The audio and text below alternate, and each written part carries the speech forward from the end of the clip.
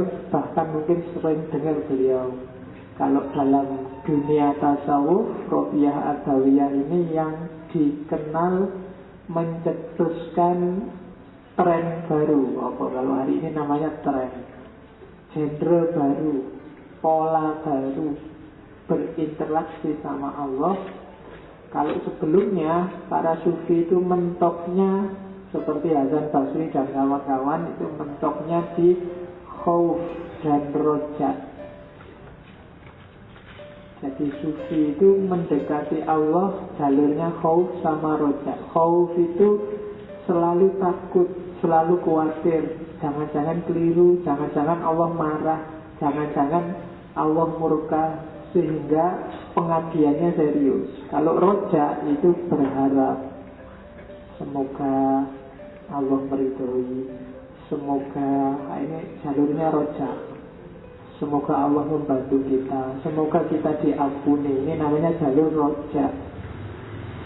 Sebelum Robiah itu para sufi mentoknya di khauf sama roja ini ketika berinteraksi sama Allah.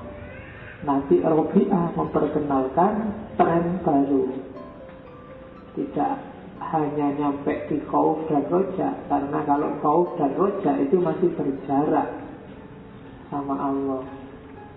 Jadi antara takut sama berharap. Maka diperkenalkanlah oleh Robiah gaya baru namanya mahabbah. Nanti diikuti oleh banyak sufi selanjutnya seperti Rumi dan kawan-kawan. Minggu depan kita ngomong Rumi. Jadi itu istimewanya seorang Robiah. Kalau sejarahnya Robiah ini anak keempat, ya, namanya saya Robiah. Nanti kalau Robiah atau anak kelima berarti bahasa Arabnya nggak lulus. Beliau kan orang Basra, mesti ngerti. Anak keempat, kakak-kakaknya juga semua perempuan. Sebenarnya ayahnya ini namanya Ismail, pinginnya Robiah ini laki-laki, tapi kok ya lahirnya perempuan lagi, ya tidak apa-apa juga. Ayahnya orang biasa-biasa, tidak termasuk dari kalangan ulama besar atau punya darah biru bangsawan, tidak. Orang biasa-biasa aja di Basra, cenderung golongan miskin, golongan du'afa. Jadi tidak usah minder kalian yang merasa orang biasa-biasa, bapaknya juga biasa-biasa, orang kampung, ada kesempatan jadi wali. Jadi buktinya Robiah juga bisa. Jadi tidak harus nunggu punya darah biru atau keturunan ulama besar. Kalau dirunut-runut tidak harus kamu habib, tidak harus kamu kiai, atau tidak harus ayahmu ulama besar, bisa. Contohnya Robiah ini. Cuma memang ayahnya Robiah ini dan juga ibunya meskipun orang biasa-biasa, kalau bahasa agamanya termasuk orang yang soleh. Orang yang soleh itu orang yang peduli sama agamanya. Dan gaya ini nanti diwarisi anaknya. Ya nggak mungkin lah kalau orang tuanya cuek sama agama, nggak mungkin bisa melahirkan anak yang peduli sama agama, karena pendidikan awal yang menentukan dalam keluarga. Pak Ismail ini miskin. Bahkan waktu Robiah menjelang lahir itu dia tidak punya apa-apa, minyak aja tidak punya, sehingga rumahnya gelap gulita. Sampai istrinya, Pak, mbok pinjem-pinjem ke tetangga, itu loh tetangga sebelah kaya raya, itu loh rumahnya terang benderang, mbok sampean pinjem minyak dikit aja rumahnya biar terang, nanti aku kalau melahirkan Robiah ini gimana, gelap. Karena disuruh oleh istrinya, khawatir istrinya kecewa, ya didatangi rumahnya tetangganya yang kaya itu. Cuma dia berdiri aja di depan rumahnya, nggak mengetuk pintu, nggak teriak-teriak, terus pulang lagi 2-3 kali begitu. Karena dia ketika ditanya kok nggak diketuk pintunya, kok nggak bilang minta tolong ke tetangga, karena ternyata beliau punya prinsip nggak mau minta-minta selain pada Allah. Jadi prinsipnya begitu.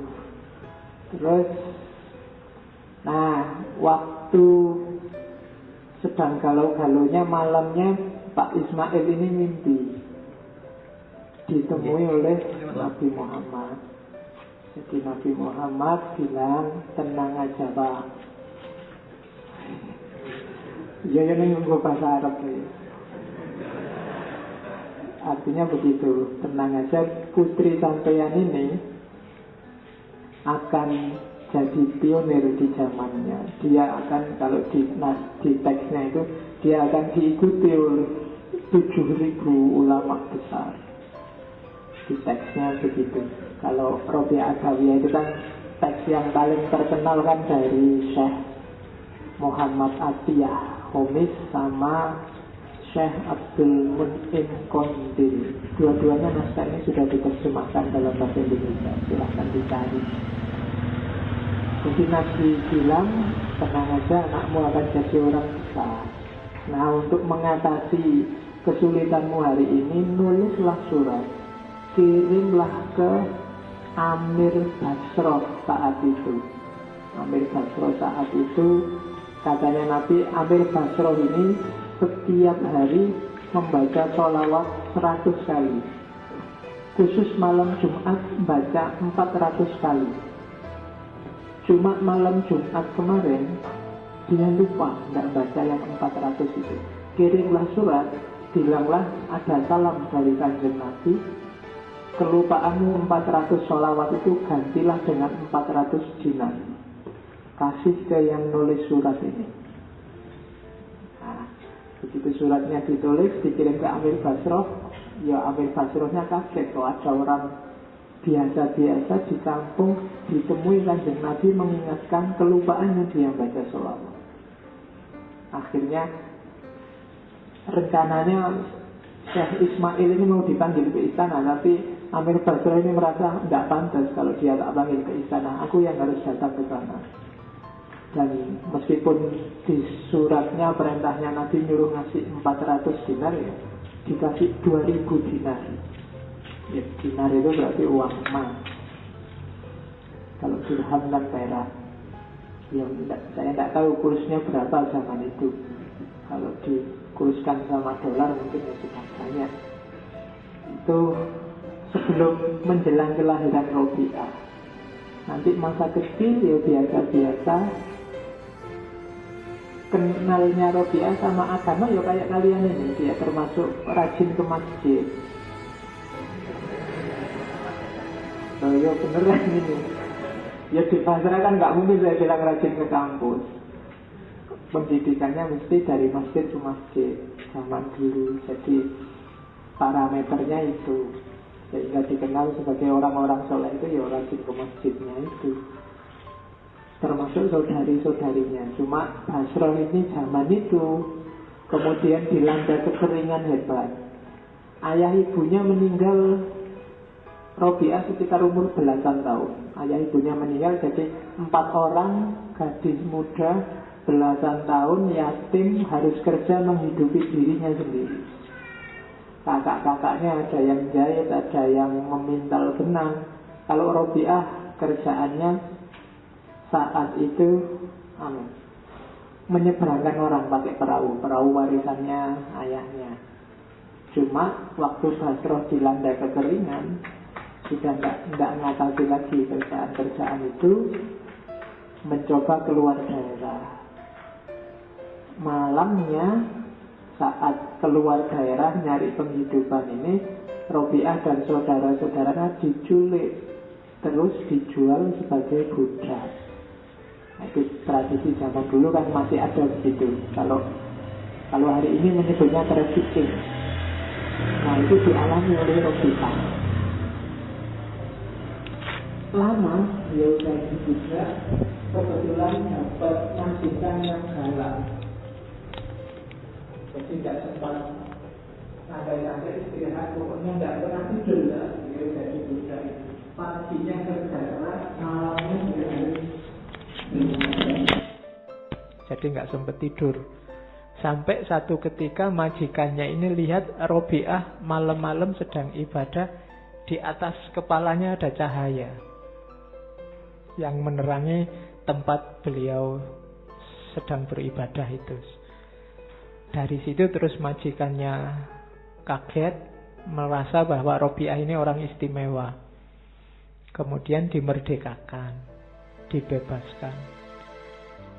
Dimulailah fase baru kehidupan Robiah. Setelah dia dibebaskan, dia pulang kampung. Ada yang bilang sebelum pulang kampung, Robiah kerja dulu jadi seniman. Robiah ini dikenal pinter menyanyi, pinter main seruling. Tapi itu tidak lama. Nanti kemudian pulang ke kampung, uzlah juhud, dan nanti dikenal sebagai sufi besar. Itu Robiah. Jadi rujukannya sufi Basroh zaman itu. Jadi sering sufi-sufi itu berkunjung ke Robiah, minta petunjuk, minta fatwa. Itu posisinya Robiah di mata para sufi. Itu sekilas riwayat hidupnya. Tidak usah tanya karomah-karomahnya. Banyak. Kamu baca buku sendiri ya. Cerita-ceritanya banyak. Satu ketika dia sama Hasan Basri, sama-sama dari Basroh, sedang ngobrol. Tiba-tiba Hasan Basri, Robiah, sholat yuk. Terus Hasan Basri ini ingin pamer bahwa dia juga punya karomah. Ngambil sajadah, naik ke atas air sungai, terus sajadahnya digelar di sungai. Sholat di atas itu. Tapi Robiah ketawa aja. Hasan Basri, kalau kamu mau pamer nanggung, gini aja. Terus Robiah melemparkan sajadahnya ke udara. Ayo kita sholat di atas saja. Sekalian biar orang lihat sak kota. Ya. Terus Robiah bilang, apa kayak gini nih mbok anggap istimewa? Kalau sekedar bisa jalan di air, ikan juga bisa. Terbang kayak gini nih, burung sama lalat juga bisa. Tidak ada istimewanya. Yang istimewa adalah istiqomah kita di jalannya Allah. Itu salah satu cerita karomahnya. Yang lain-lain banyak. Yang di buku-buku banyak diceritakan, misalnya pencuri. Ada pencuri itu masuk ke rumahnya Robiah. Begitu di dalam, pencurinya bingung sendiri. Apa yang diambil? Tidak ada apa-apa di rumahnya Robiah. Pencuri tidak cerdas. Wong ngerti orang miskin tidak punya apa-apa, zuhud uzlah kok dicuri. Tidak ada apa-apa. Kabarnya hanya ada kendi satu. Itu pun nggak berharga. Terus pencurinya, daripada nanggung, sudah kendi ini dibawa. Begitu kendinya diangkat, dia mau keluar, pintunya hilang. Dia nyari pintunya tidak ada. Kendinya dikembalikan lagi. Pintunya kelihatan. Terus, itu pintunya di situ ya pokoknya. Terus tak ambil lagi kendinya, hilang lagi pintunya. Ya. Itu karyanya Robiah. Tapi pagi-pagi Robiah ngerti, wah kasihan sekali kamu kesini nggak dapat apa-apa. Yuk tak kasih sesuatu biar pulangnya tidak tangan hampa. Ya, sama Robiah tidak dikasih barang, tapi diajari bermunajat, berdoa pada Allah. Nanti kabarnya maling ini akhirnya jadi salah satu pengikutnya Robiah. Oke, ya alhamdulillah malingnya di rumahnya Robiah. Keluarnya jadi sufi. Nah, iya kan, maling di rumahnya wali kan ya keluarnya jadi wali. Oke, kalau kamu maling di rumahnya orang kaya, ya keluarnya bonyok, kamu dipukuli. Ketahuan. Oke, bismillah. Malam ini kita fokus pada mahabbah dalam dunia tasawuf. Robiah kabarnya tidak menikah. Makanya judul kitabnya Syekh Abdul Mun'im Qondil itu kan Robiah Adawiyah Azra'ul Basroh Al-Batul. Batul itu tidak nikah. Jadi versi-versi Arab biasanya menyebut Robiah ini tidak nikah. Tapi versi Indonesia misalnya di Ukudulu Jennya Syekh Nawawi Al-Bantani itu menyebut Nabi Robiah sempat menikah. Dan saat dia menikah itu di Ukudulu Jen itu Robiah mempersilahkan suaminya, kalau mau nikah lagi silakan aja, bebas. Dan suaminya terus begitu dipersilahkan nikah langsung 3. Dan Robi'ah tidak apa-apa, dia tetap merawat suaminya. Itu silakan yang rajin baca Ubudul Ujen. Ya, di situ ada nanti ceritanya Robi'ah. Malah banyak sufi yang ingin melamar dia untuk dijadikan istri. Bahkan ada cerita khalifah, raja salah satu wilayah juga atau gubernur ingin melamar dia, tapi semua tidak ada yang diterima. Suatu ketika ada banyak orang datang, terus semua ingin ngelamar. Robi'ah disuruh milih, terserah milih yang mana. Ada wali, ada sufi, ada yang muda. Terus Robi'ah bilang, gini aja deh, saya punya 4 kuis, 4 pertanyaan. Siapa yang bisa jawab 4 pertanyaan saya ini, silahkan saya diberi istri. Yang pertama, besok kalau saya meninggal, itu dalam keadaan mukmin atau kafir? Susah jawabnya ya. Tidak ada yang bisa jawab. Yang kedua, besok aku kalau ditanya malaikat mungkar nakir, bisa jawab apa enggak? Yang ketiga, besok waktu diberikan buku catatan amal, aku menerimanya pakai tangan kanan apa tangan kiri? Dan yang terakhir, besok waktu di akhirat dikelompokkan manusia jadi 2, ada ashabun nar sama ashabul jannah, aku ada di mana? Ada di grup mana? Itu kan jawabnya susah, itu tidak ada yang bisa. Memang niatnya nolak. Nah, jadi bisa kalian pakai sebagai modus kalau ada yang nembak. Mau nolak, tak kasih 4 pertanyaan. Kalau bisa jawab, menikahi aku. Nah, itu Robi'ah. Ada lagi Hasan Basri. Hasan Basri ini termasuk yang ngebut pingin nikahi Robi'ah. Satu ketika sama Robi'ah dijawab begini, Hasan Basri, Allah itu menciptakan akal berapa bagian?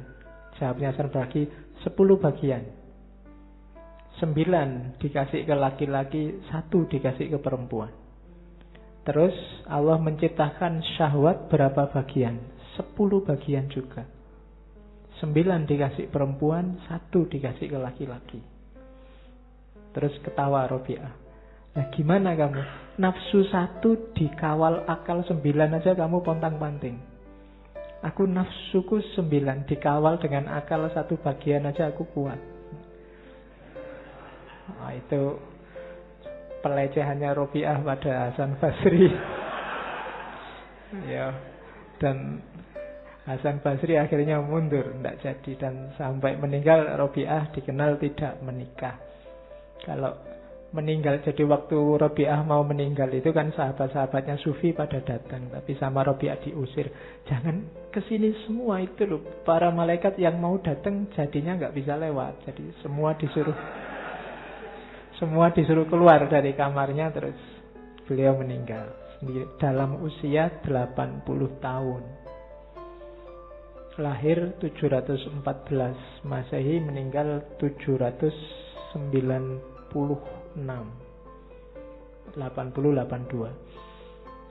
Oke, bismillah, kita lihat apa tawaran mahabbah dari Robi'ah.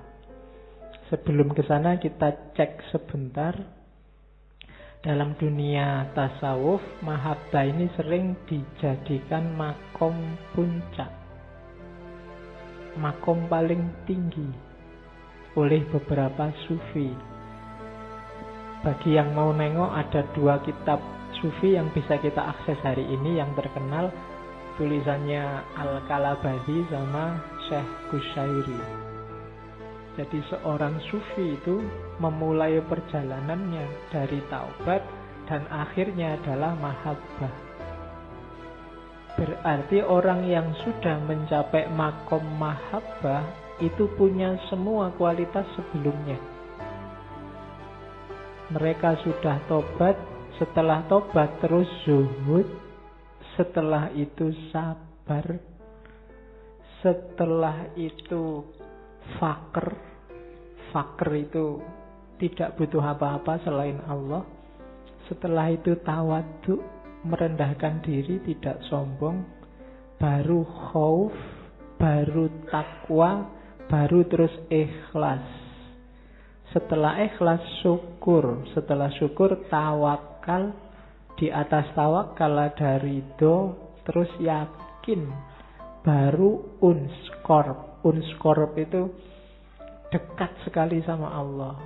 Uns itu artinya jinak, jadi dirinya sudah terjinakkan sehingga dekat sama Allah. Dan kalau sudah begitu, bisa masuk ke makom selanjutnya, mahabbah. Jadi tidak sederhana untuk jadi seorang sufi. Saya tidak tahu, setiap makom itu bisa bertahun-tahun. Dan dari setiap makom biasanya nanti ada akhwal. Kalau Al-Qushairi lebih panjang. Ada tobat, setelah taubat mujahadah, setelah itu kholwat, setelah itu uzlah, setelah itu takwa, baru warok, terus zuhud, terus khauf, setelah khauf rojak, setelah rojak qanaah, setelah itu tawakal, setelah itu syukur, baru sabar, terus muraqabah, terus ridho, terus ikhlas, zikir, fakir, mahabbah. Dan puncaknya mahabbah itu syauk. Syauk itu ya kerinduan yang dalam pada Allah. Jadi sebenarnya jadi satu. Kalau sudah mahabbah ya pasti dia mengalami syauk. Itu Al-Qushairi. Jadi dalam dunia tasawuf, mahabbah derajatnya tinggi, makomnya tinggi. Ada yang bilang syauk itu akhwal. Kalau kita nyampe di makom mahabbah, kita akan dianugerahi oleh Allah syauk, kerinduan yang senantiasa pada Allah. Ini makom. Dan ya pelan-pelan, step by step, tidak usah kemaruk. Bagi yang mau jadi sufi, direntet satu-satu, dihatamkan dulu per bab. Setelah tobat, mujahadah. Setelah mujahadah baru kholwat, uzlah. Terus takwa, terus warok, terus step by step. Kadang-kadang kan kita kemaruk itu saya sekaligus semuanya, Pak. Saya yo tobat, yo ikhlas, yo takwa. Situ alamat besok bubar mesti. Ya, jadi harus pelan-pelan, yang sabar. Ya, karena menghatamkan satu aja bisa bertahun-tahun. Tobat aja kan ya tidak sederhana. Ya tiap hari kita maunya si tobat, habis sholat istighfar, tapi kan itu belum tobat. Masih mohon ampun pada Allah. Bisa ya, bisa enggak, bisa diterima, bisa enggak. Jadi belum masuk ke level makom taubat. Nanti ada syaratnya sendiri, ada rukunnya sendiri. Yang jelas Rabi'ah menambahkan variabel utama yang itu ada di puncaknya dalam tradisi tasawuf. Oke, pelan-pelan.